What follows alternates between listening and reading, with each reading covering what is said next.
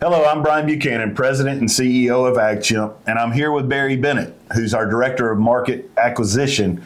But really and truly, he's the mad scientist behind everything that goes on inside of AgChimp. So, Barry, the one thing we want to talk about on Monkey Minutes today is winter. Because I work here, we're retired.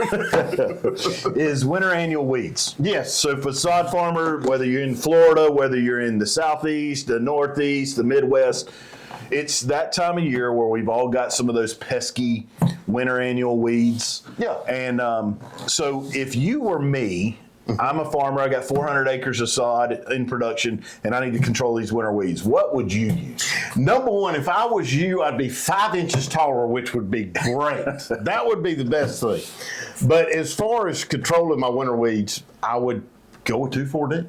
Just a straight old Just 2,4-D? a straight 2,4-D, an ester-based 2,4-D. Okay, so not the salt base. So it's going to No. cost, it's a little bit more pricey Yes. 2,4-D because alcohol is not cheap. Yes. I would go with that, and it's a one-shot deal. I mean, you may have to come back after 2 weeks, but I would rather do something like that than making different mixtures and this, that, and the other. It's going to control most of your winter weeds. I got you. I agree. Glyphosate. There's Yes. some, if I've got dormant warm season grasses, there's some thought to spray it with glyphosate. But, you know, I sprayed some glyphosate on my ditches last week, and I'm just not getting the control that I'm used to getting. Why is that? It just doesn't translocate. In cold temperatures, especially, below 40 degrees, glyphosate will not translocate. Now, of course, if you're around 40 degrees, you're not in any worry, more than likely, that there's any green tissue. But if there's green tissue and you spray glyphosate, you probably could run into some issues as far as killing that turf. That's not real common, but it does happen, especially on the back end. Let's say the back side of it. It's starting to warm up. Glyphosate can knock you back pretty hard. Well, a lot of times, this time of year, as we're getting closer to spring green up here in the South, it might not be a bad idea to move from a glyphosate-based product to more like a Dicot. That's true. Of course, you have a price issue there, but in extremely cold, and you really want to get rid of them, you could spray a Dicot, a Paraquat, but it is just a burn down. That's right. Sometimes they can come back. That's right. They can recover from that, especially things like Poitras. Definitely could come back. Poania can come back. So you can really run into some issues there where those do return. There we go. And while if I'm looking at cost, it might be. It might tip my hat towards a simazine, atrazine product, but yes, a corded foam worked great. That's just old technology, and yes, there's been some Poanas that have come up where, okay, we stayed away from simazine so long, and maybe these genotypes are not familiar with simazine, and you can get some control. But the other flip side to that is you do have the residual of simazine. So let's say you're real late in the winter, you're going into summer, and you sprayed this on that March time frame. You can set that turf back, especially if that turf's harvested. It's going to come back slower because simazine is an old technology, and it does have a good bit of root pruning issues to it. And obviously, if I'm up in the Northeast or Midwest and growing cool season grasses, we're obviously not spraying these. No, we're obviously not doing that. But the other thing with simazine is it's an early germinated weed control. People forget about it kills them. Yeah and no. Most of our weeds this time of year have pretty much matured out. So they're ready to go. They're not germinating. It's funny, we call them winter weeds, but they're not germinating at 20 degrees. That's right. They're still germinating in the 55-degree range. That's right. So that happened a while back ago. So now we're all right. So we're going with 2,4-D. Throw a little surfactant in there. Yeah, always Okay. put respect to him. So at AgChimp 80/20. AgChimp 80/20 all day long. All right, all right. Please just get it. 80/20, just put it out there. All right, but all right. So let's talk moving on into the spring. We're starting. We're 60, 90 days, depending on where you're at geographically. Well, looking at. We need to start thinking about addressing our goosegrass, our crabgrass, our our summer annual weeds. If I'm a warm season farm, where are you going for crabgrass, goosegrass control?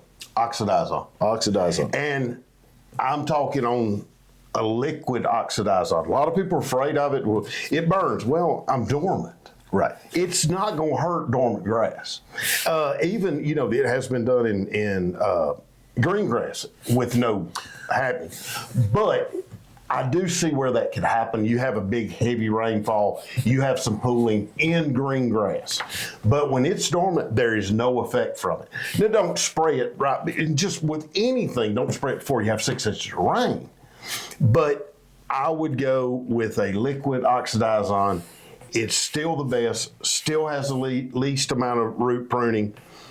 You recover from it so fast. You cut turf today, it wants to grow tomorrow.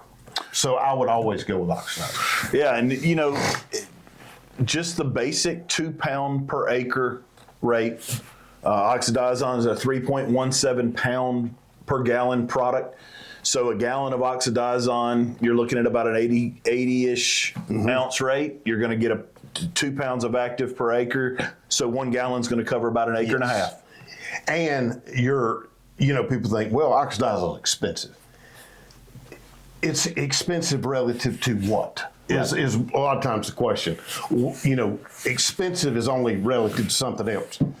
If your straight 2,4-D product choice, ester-based 2,4-D product choice for your winter annual weeds just knocked about $10 an acre off. If you're just using that clean 2,4-D, you're saving $10 an acre on your herbicides by not listening to all these blends and mixtures that everybody wants you to buy. So, but the other thing is, if you say you miss that pre-emerge window and you get in March, April, now you're starting to see some goosegrass and crabgrass. Now your cost to control it is astronomical. To really control it, it gets very expensive. The other thing is, if it's full of goosegrass and full of crabgrass, it's worthless. You can't go out there and sell farms full of goosegrass and crabgrass. no, and you also can't harvest in 7 days after you've tried to start controlling the crabgrass and goosegrass. No. You're either going to nip that grass back and discolor it some, or it's just simply not going to have enough time to control the weeds. It's going to be at least 21 days minimal That's to right. get them controlled.